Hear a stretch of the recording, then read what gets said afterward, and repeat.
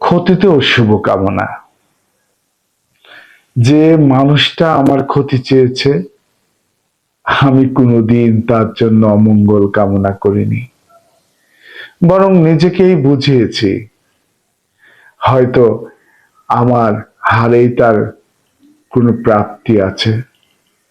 আমি ভেবেছি যদি আমার একটু পিছিয়ে পড়ায় কারোর জীবনে খানিকটা গুছিয়ে যায়, তাহলে সেই দায় আমি নিতে পারি।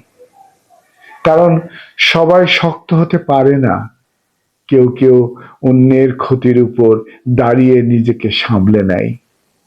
আমি তাদের মতো হতে চাইনি।